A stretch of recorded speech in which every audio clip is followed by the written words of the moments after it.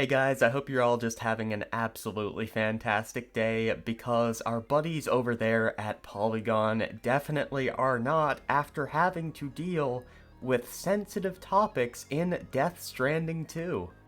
I just can't do it. I can't take this shit no more, man. But I was searching around the internet today, just taking a look at what's going on, and I came across a super funny article by none other than Polygon. And that article was them begging for trigger warnings in Death Stranding 2.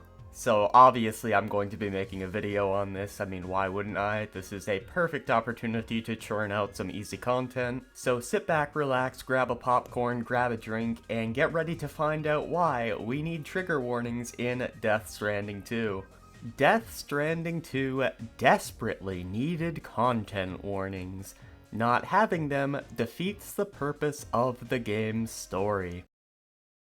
You know, the funny thing is the game actually does have a content warning. If you take a look at the front of the game case, it's right there. You see that big letter M in the bottom left corner of the game case? Yeah, that stands for mature 17+, meaning there will be mature topics in the video game. I don't know why we've gotten to a point in society where we can't trust adults to read basic things. Content warnings have become, if not standard, then at least more common in entertainment media over the past decade.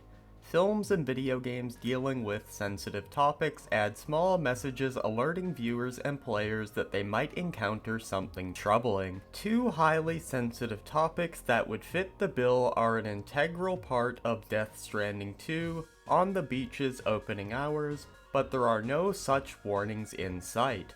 This decision is not just irresponsible, it's counterproductive to Death Stranding 2's storytelling in general. Yeah, how dare the developers of Death Stranding 2 not think about the people who are not mature enough to play the game in the first place? Second of all, I don't really think any story is made better when a giant pop-up comes up saying this might trigger you. Just saying. At the end of Death Stranding 2's first episode, main character Sam Bridges receives a message from his home's security system saying it's under attack. An empty home and signs of a struggle greet Sam upon his arrival, and you use Sam's scanner to follow the footprints of someone who fled the scene on a motorcycle.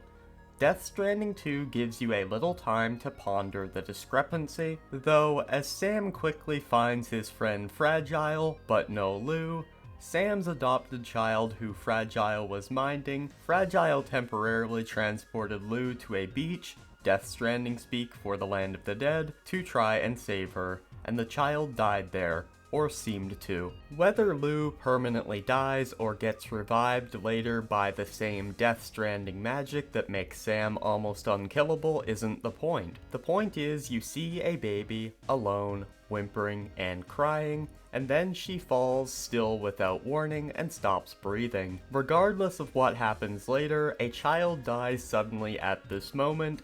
Then, Sam shoots himself in the head, either out of despair or a misguided attempt to find and revive Lou. The next scene shows him emptying spent shells from a handgun, half a dozen more attempted suicides. I mean, the scene is kinda supposed to be shocking, that's why the game has an M rating on it. If you can't handle mature topics or shocking topics, then don't buy M-rated games. Don't get me wrong, these scenes are written, staged, and performed with a depth and maturity you don't see in most media, let alone video games. There's no melodrama, there's no swelling music or wailing and gnashing of teeth to make sure you know how to feel, there's only silence, punctuated by the sound of sticky hands crawling across the floor as the spirit that was Lou crawls into her bridge baby pod, and Sam realizes she's not coming back, not in any form that matters. One of the fundamental purposes of storytelling is to make emotional connections with people, to create the sense of understanding and empathy that comes from seeing something you experienced portrayed by someone who gets it.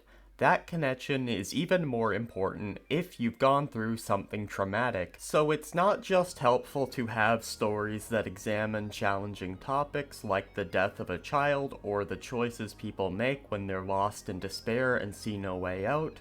It's necessary. When you're caught unaware by seeing this trauma pop up unexpectedly, though, it risks the opposite effect of trapping and isolating you in that moment again, where it's impossible to see or feel anything else.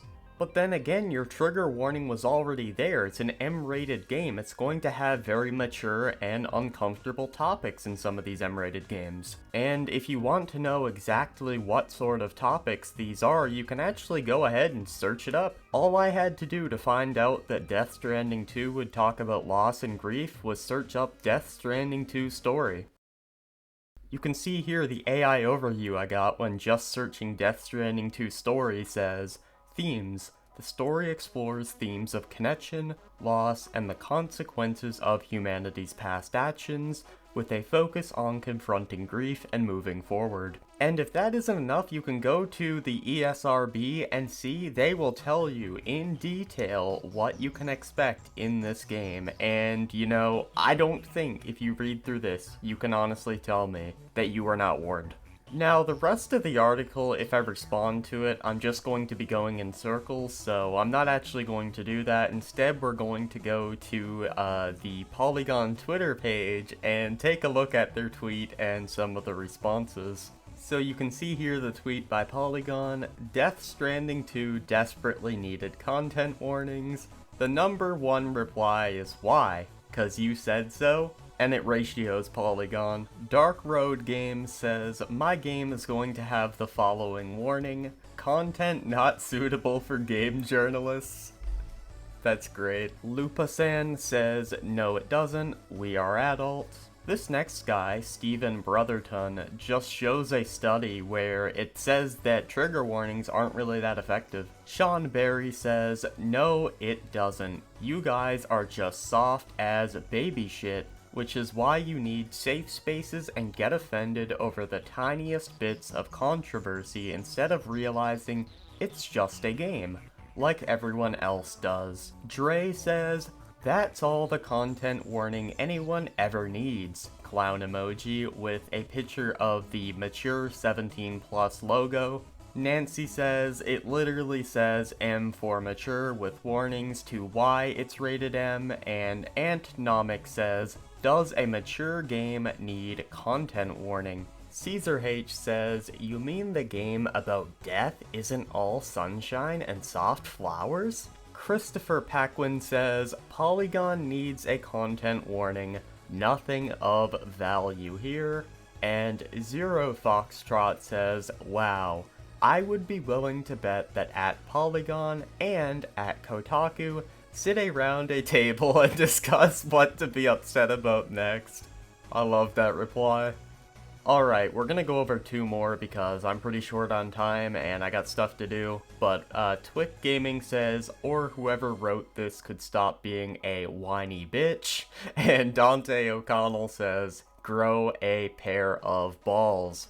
I think all the gentlemen's comments that we have read out have all made some great points here today. But that's pretty much all I gotta say. If you guys enjoyed this video, make sure to leave a like. If you didn't, you can leave a dislike and an angry comment. And yeah, I'm out.